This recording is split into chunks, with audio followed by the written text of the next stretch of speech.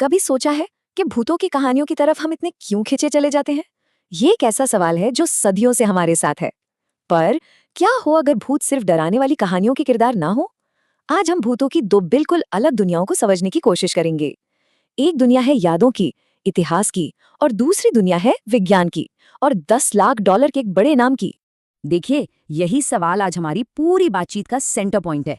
क्या भूत वाकई गुजर चुके लोगों की आत्माएं हैं, या फिर वो हमारे अतीत की वो यादें हैं जो कभी हमारा पीछा ही नहीं छोड़ती? इसी टेंशन को आज हम एक्सप्लोर करने वाले हैं। तो हमारे सामने दो बिल्कुल अलग तरह के भूत हैं। एक तरफ साहित्य का भूत, जो हमारे समाज के जख्मों को, हमारी तकलीफों को आवाज देता है, और दूसरी तरफ वो दावा जिसे विज्ञान की कसौटी पर परखा जा सके। चलिए सबसे पहले साहित्य की दुनिया में चलते हैं। चलिए पहले उस दुनिया में चलते हैं जहां भूत सिर्फ डरावने नहीं होते, बल्कि वो इतिहास के गवाह होते हैं। खासतौर पर भारतीय साहित्य में भूत उन कहानियों को सुनाते हैं जिन्हें अक्सर भुला दिया जाता है या दबा दिया जाता है। इस आइडिया के लिए एक बड़ा दिलचस्प शब्द है, हॉन्टोलॉजी। सुनने में थोड़ा मुश्किल लग सकता है ना, पर इसका मतलब बड़ा सीधा सा है।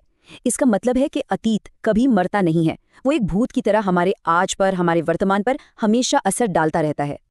और भारतीय साहित्य में ये भूत अक्सर बड़े बड़े ऐतिहासिक सदमों से जन्म लेते हैं, जैसे कि उपनिवेशवाद, बंटवारे का दर्द, जाति के नाम पर होने वाले अत्याचार और लैंगिक हिंसा। ये भूत असल में उन लोगों की कहानियां हैं जिनकी आवाज छीन ली गई थी। डॉक्टर सुमन कौर ने इस बात को कितने अच्छे से समझाया है। वो कहती हैं कि साहित्यिक भूत सिर्फ डरावने नहीं, बल्कि बेहद पॉलिटिकल हैं। वे हमारे समाज और हमारी सरकारों से सवाल पूछते हैं, उन नाकामियों को सामने लाते हैं जिनसे हम मुंह फेर लेते हैं। बंटवारे का साहित्य तो ऐसे दमदार उदाहरणों से भरा पड़ा है। भीष्म साहनी के तमस में असली भूत कोई आत्मा नहीं, बल्कि हिंसा की वो यादें हैं जो लोगों को सताती हैं। मंटो की कहानियों में टोबा टेक सिंह का किरदार अपनी पहचान खोकर एक जीता जागता भूत बन जाता है, और खोल दो की सकीना, वो तो एक जिंदा प्रेत में बदल जाती है।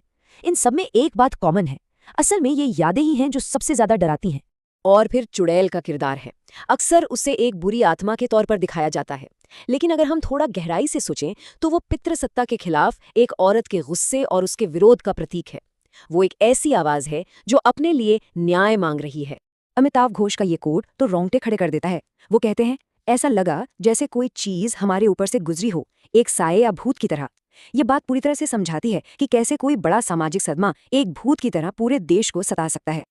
तो अभी तक हम बात कर रहे थे प्रतीकों की, रूपकों की, लेकिन अब कहानी में एक जबरदस्त मोड़ आने वाला है। क्या होता है जब कोई कहता है भूत कोई कहानी नहीं बल्कि एक हकीकत है, और मैं इसे साबित कर सकता हूँ। और सिर्फ साबित ही नहीं, बल्कि पूरे 10 लाख डॉलर के इनाम के लिए। जी हाँ, ये रकम थी जेम्स रैंडी एजुकेशनल फाउंडेशन के $1 मिलियन पैरानॉर्मल चैलेंज की। और यहीं से हम अपनी पड़ताल के दूसरे हिस्से में कदम रखते हैं, विज्ञान की दुनिया। एक ऐसी दुनिया जहां हर अलौकिक दावे को एक सख्त कसौटी से गुजरना पड़ता है। पता है, ये चैलेंज दशकों तक चला। 1964 में एक छोटी सी शर्त से शुरू हुआ, और 1996 तक ये $10 लाख का एक बहुत बड़ा इनाम बन गया। मशहूर साइकिक सिल्विया ब्राउन जैसे लोगों ने तो टीवी पर इसे स्वीकार भी किया, लेकिन जब टेस्ट का टाइम आया तो वो पीछे हट गईं, और आखिरकार 2015 में ये चैलेंज बिना किसी विजेता के ही खत्म हो गया। ये समझने के लिए कि टेस्ट कितना सख्त था, एक उदाहरण देखते हैं। 1979 में कुछ लोगों को बुलाया गया जो दावा करते थे कि वो जमीन के नीचे पानी खोद सकते हैं। उन्हें बस ये बताना था कि किस पाइप में पानी बह रहा है। वो अपनी शक्तियों को लेकर 100% श्योर थे, और नतीजा, सबके सब पूरी तरह फेल हो गए। एक भी सफल नहीं हुआ। और ये कोई एक अकेला मामला नहीं था। 1000 से ज्यादा लोगों ने इस चैलेंज के लिए अप्लाई किया। कुछ ने शुरुआती टेस्ट पास भी किए, लेकिन जब असल सख्त वैज्ञानिक परीक्षण की बारी आई तो कोई भी पास नहीं कर सका। एक भी विजेता नहीं, 0। ये टेस्ट अक्सर दी अमेजिंग मीटिंग नाम के एक सालाना इवेंट में सबके सामने किए जाते थे, और हर बार पैटर्न बिल्कुल एक जैसा था। जैसे ही वैज्ञानिक तरीके से जांच शुरू होती, सारी असाधारण शक्तियां गायब हो जाती थीं। इस टेबल पर एक नजर डालिए। 2009 में कोनीसॉन बंद लिफाफे में रखे ताश के पत्ते नहीं पहचान पाई। 2013 में ब्रह्म अदून छिपी हुई चीजों को नहीं देख पाए, और 2014 में फेई वांग अपने हाथ से कोई भी ऊर्जा नहीं भेज सके। मतलब पैटर्न बिल्कुल साफ है। तो अब इन दो बिल्कुल अलग दुनियाओं को एक साथ लाते हैं। एक तरफ है भूत, जो एक पावरफुल साहित्यिक प्रतीक है, और दूसरी तरफ है एक ऐसा दावा जिसे विज्ञान आज तक साबित नहीं कर पाया। तो हम पहुंचे कहां?